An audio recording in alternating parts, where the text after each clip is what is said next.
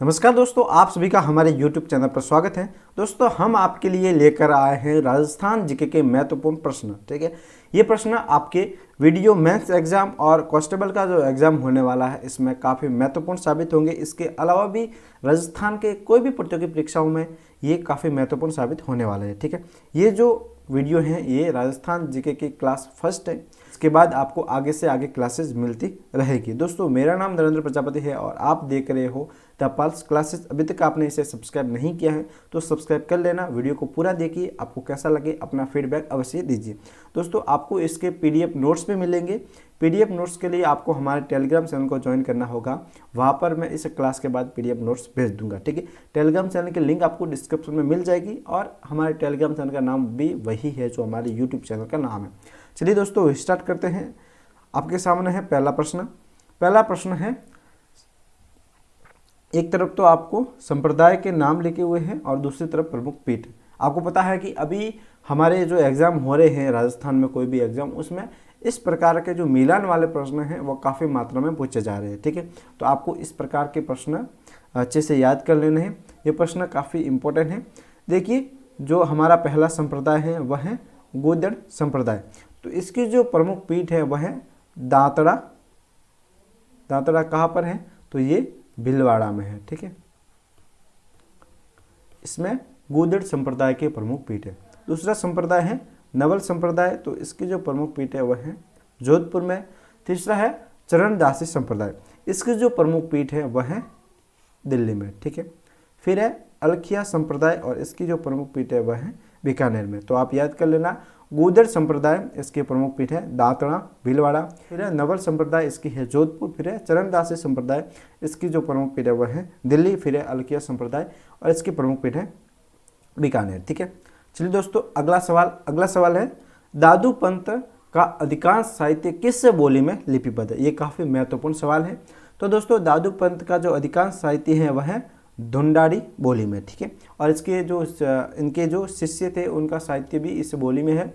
ये बोली जयपुर के आसपास बोली जाती है। ठीक है, जयपुर के आसपास के क्षेत्र में बोली जाती है। जो दादू पंथ है, इस पंथ के जो संस्थापक है या प्रवर्तक है वह है दादू दयाल जी। ठीक है,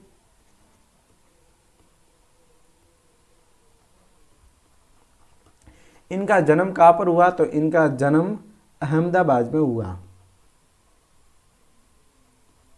अहमदाबाद गुजरात में इनका जन्म हुआ। इन्होंने इस दादू पंथ की स्थापना कब की? तो इन्होंने 1554 ईस्वी में दादू पंथ की स्थापना की। इससे दादू दयाल जी को राजस्थान का कबीर भी कहा जाता है। ये जो मैं आपको महत्वपूर्ण चीज़ें बता रहा हूँ, आप चाहो तो नोट कर सकते हो। ठीक है, तो इनको राजस्थान का कबीर कहा जाता है। ठीक है, इसके अलावा ये आम्बेर के महाराजा मान सिंह के समकालीन थे। यह आम्बेर के महाराजा मान सिंह के समकालीन थे। ठीक है, मान सिंह के समकालीन थे। इन्होंने काफ़ी सारी कृतियाँ लिखी जो किस बोली में थी? ढूंढाड़ी बोली में थी। ठीक है, तो इनकी जो कृतियों के नाम है आपको एक दो याद कर लेने हैं। जैसे इनकी कृतियाँ है, पहली है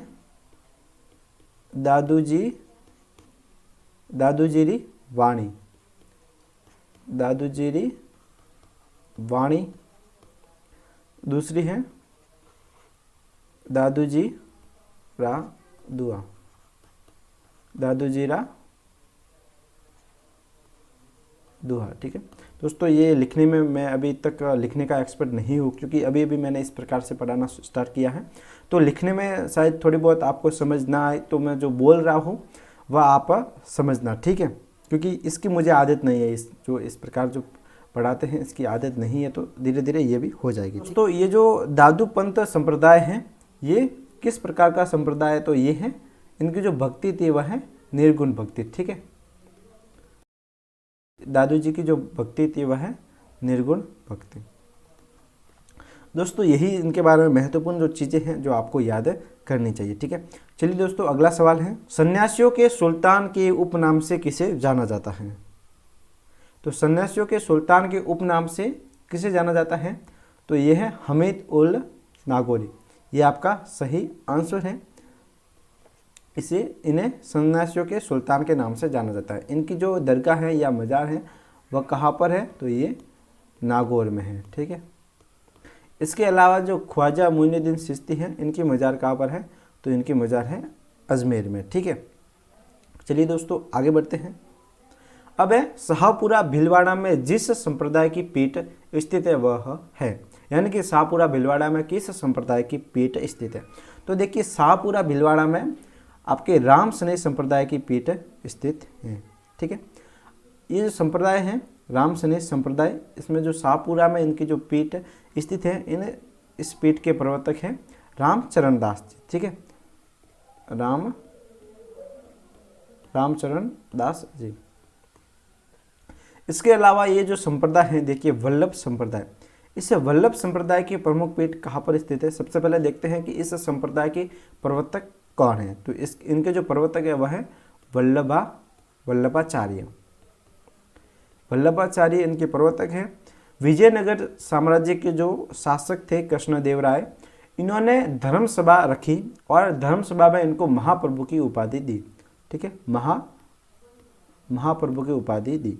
अब इस संप्रदाय की जो प्रमुख पीठ है वह है सिहाड़गांव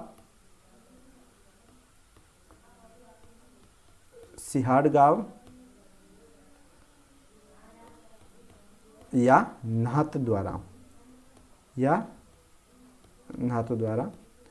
यहाँ पर इस संप्रदाय की प्रमुख पीठ स्थित है। नाथद्वारा है, ये किस जिले में है? तो ये है राजसमंद। ठीक है, राजसमंद जिले में। अब है दादू संप्रदाय। तो दादू संप्रदाय के बारे में मैंने आपको आगे बता दिया है। इनके प्रवर्तक थे आपके दादू दयाल जी।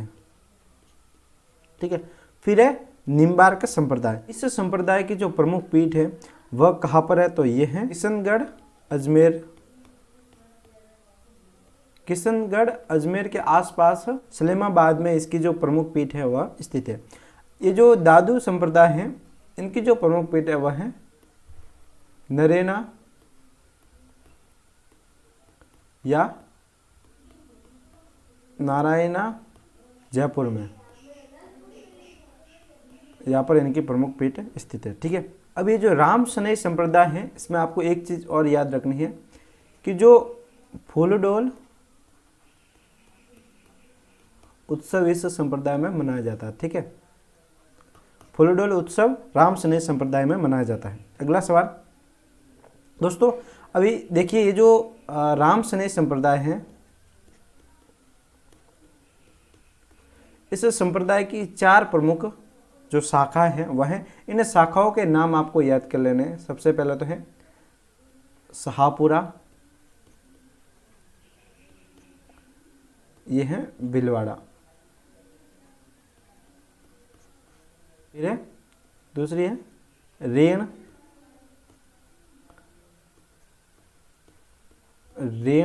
शाखा मेड़ता, और यहाँ के प्रवर्तक थे दरियाव जी। ठीक है, फिर आपके हैं तीसरी सिंहथल शाखा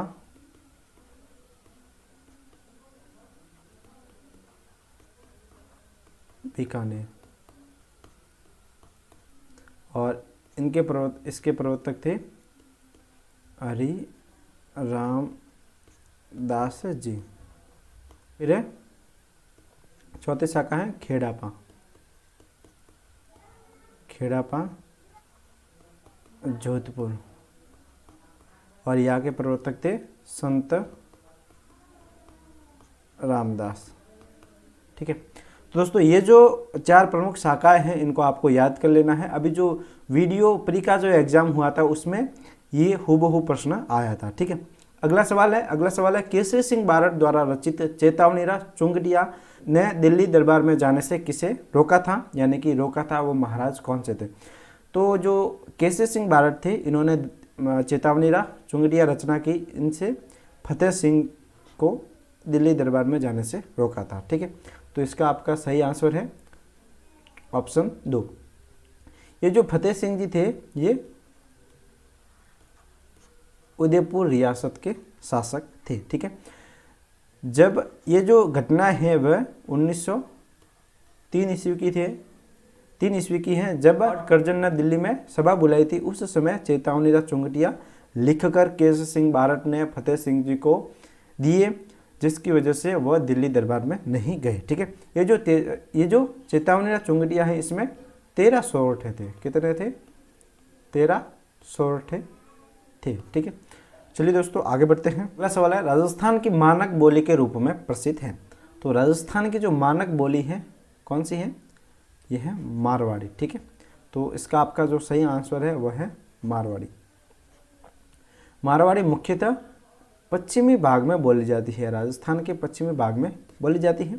इसके अलावा जो ये मालवी बोली है, ये मालवा प्रदेश की प्रमुख बोली है। मालवा प्रदेश में आपके झालावाड़,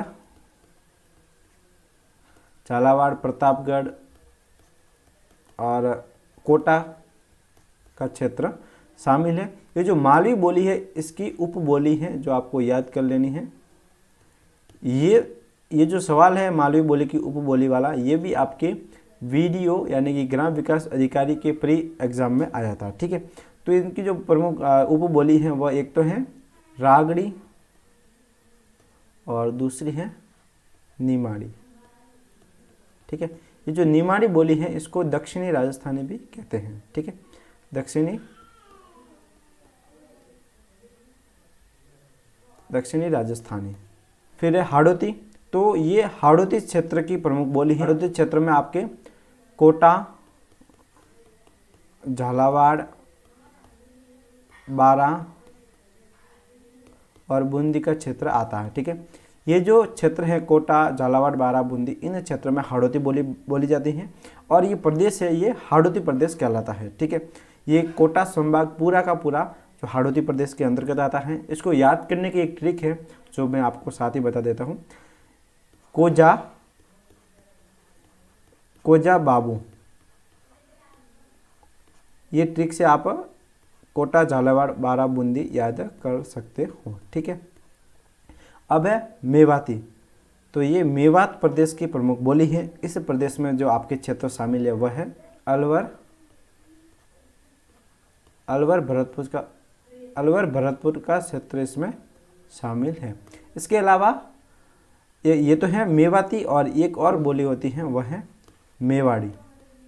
तो ये मेवाड़ी जो बोली है ये उदयपुर के आसपास के क्षेत्र में बोली जाती है। ठीक है, और एक उदयपुर की और बोली है वह है दावड़ी, जो उदयपुर की स्थानीय बोली है, ये भी आपको याद करनी है। ठीक है, चलिए दोस्तों अगला सवाल है, वीर सतसई के लेखक हैं। तो वीर सतसई के लेखक कौन है? तो वीर सतसई के लेखक है आपके सूर्यमल मिश्र। ठीक है, सूर्यमल मिश्र वीर सतसई के लेखक हैं। इसके अलावा भी इनकी जो प्रमुख कृति है वह है वंश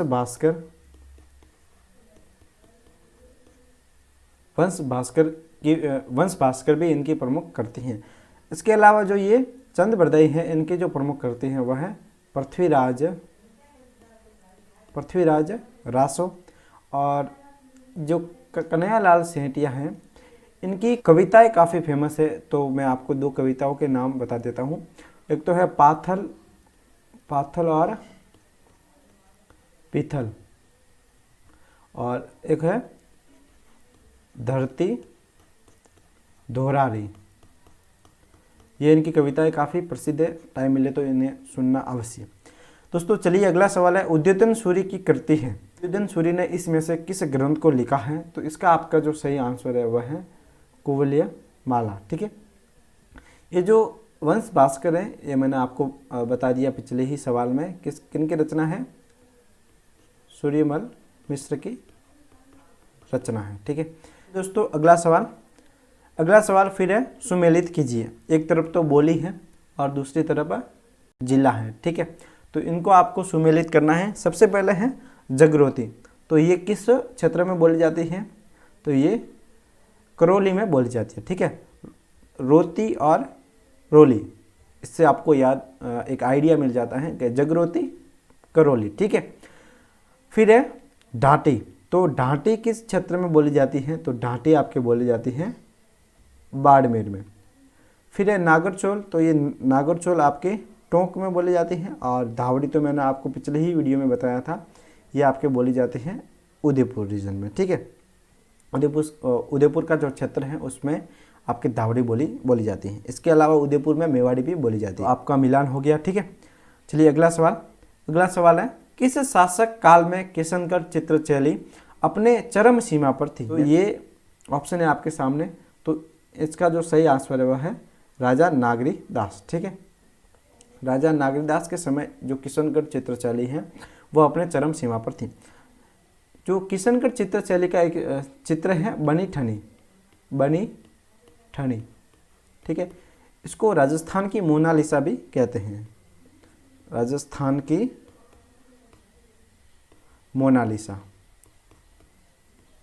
अब मोनालिसा वास्तव में क्या है? तो मोनालिसा एक पेंटिंग है। तो इस जो बनी ठनी पेंटिंग है इसको मोनालिसा की उपाधि दी गई है। ठीक है, तो आप एक बार मोनालिसा पेंटिंग को भी अवश्य देखना टाइम मिले तो। दोस्तों आज के लिए इतना ही। अगर आपको ये हमारे प्रश्न पसंद आए हैं, आपका जो फीडबैक है वो हमें ज़रूर दीजिए। पसंद आए तो लाइक कीजिए और अपने सभी दोस्तों के साथ शेयर कीजिए ताकि उन्हें भी कुछ हेल्प मिल सके। और चैनल को सब्सक्राइब कीजिए और कमेंट करके अवश्य बताइए आपको कैसा लगा, और अगला वीडियो आएगा उसकी भी जानकारी आपको मिल जाएगी। धन्यवाद दोस्तों, आगे मिलते हैं नेक्स्ट वीडियो में। Thank you.